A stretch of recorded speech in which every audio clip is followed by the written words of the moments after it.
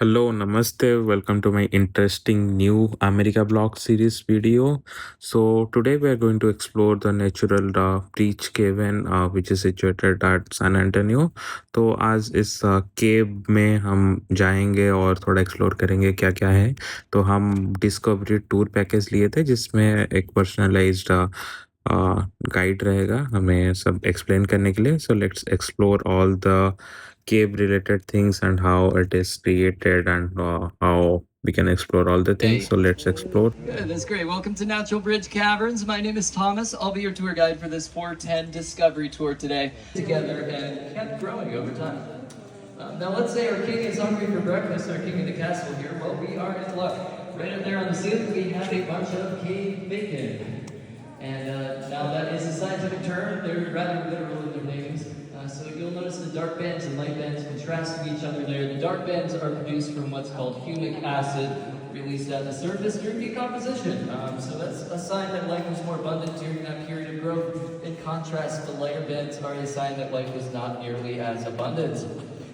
Now, to direct your attention to our deeper pools of water, you'll notice the deeper they are, the more blue they appear. That's actually just an optical illusion. The water is crystal clear, in fact. What you're seeing is caused by the LED lights we use in this room. They're very high in blue light, so when it hits the water, it's going to refract or bend, causing that sort of coloration to appear inside the water. This water is naturally filtered by the line. Likewise, we were exploring all the caves in detail, and the tour guide was explaining all the things very detailed way. The cave temperature was little high, so it was a little high temperature they decided, and all the light and everything was well mannered so that we can walk into this cave safely with all the instruction mentioned over there. So you can see all the huge structure which is not man-made. It is naturally created by the nature in hundreds or thousands year by some of the chemical reaction with the sinkhole water droplets. So you can see. We're about 150 feet below the natural bridge right now. I often get a lot of questions about these little formations right here. These are a flowstone called brimstone pools. So they actually start off as a very, very small pool of water, and as the water sits there, calcite will build up around the edge of that pool. Over time, that edge will get taller and wider, creating larger and larger pools. So brimstone pools. We've got some small ones a little further up that are just in development right now, but these ones are very, very old. We are 180 feet below the natural bridge right now. So this room is the lowest point that we'll be walking on our tour today. So fair warning, it is all uphill after this. But I always like to extend a little congratulations to my groups when we get down here. So congratulations, everybody. You guys have done the easy part. All right, so right over here, we've got the namesake for our room. When the explorers saw these formations here, they thought they looked like large trees with vast canopies. So they decided to name this room after a famous forest from literature and film, the Sherwood Forest from Robin Hood. Now off to the left of it there, we have a bunch of broomstick formations here. Broomstick formations are a special type of stalagmite that get their name because they look like broomsticks standing on end. You'll notice a rather uniform diameter going from bottom to top on it, and that is produced from a slow, steady drip. Met with hand washing stations and a concession stand at the end of your walk back to the village.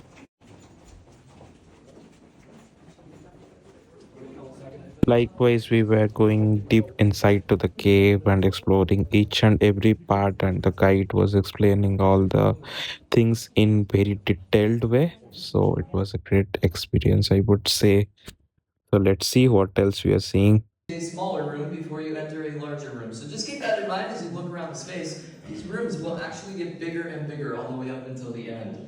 Now, this room has some really cool examples of speleothems, or cave formations as they're known. I'm going to start off with some dripstones here today, which are formed through the dripping of water over time. First two you very well may have even heard of before. So right up there we've got a stalactite.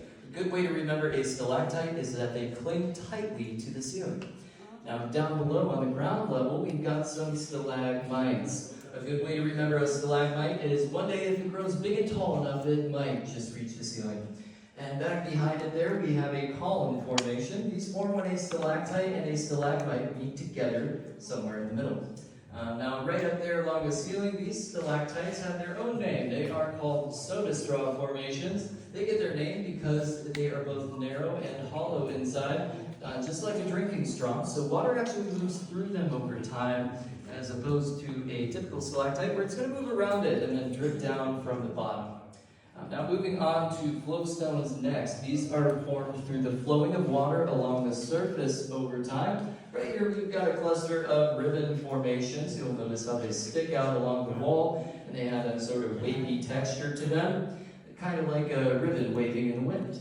Now right up there along the ceiling we have a couple curtain formations actually. Now curtain formations, just like the curtains in your home, are going to hang down from up above, typically off of the ceiling here, and you'll notice they grow outward and downward over time. Now over on this side we've got what is called a drapery formation, and these sort of form when a ribbon formation grows continually.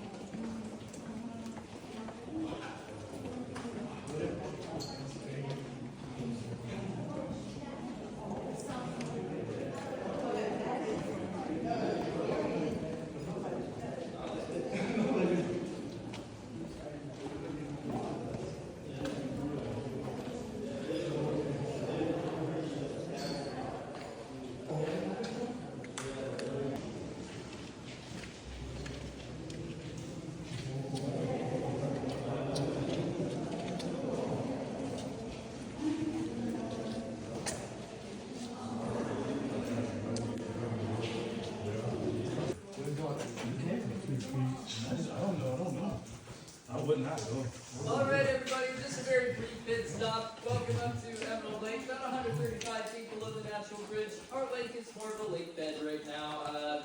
During the rainy season it does tend to hit around that white level there. All that is calcite that's built up over the feet down to the bottom of where we are. Once your head's on the way in, those of you just coming in.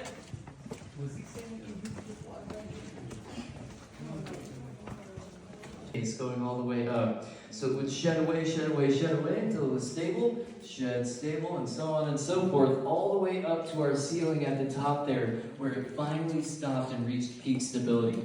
Now, what it did was create what's called a breakout dome. And a breakout dome is essentially that collapse over time, creating a dome shape to the cavern. So we can actually see that. It's also very, very...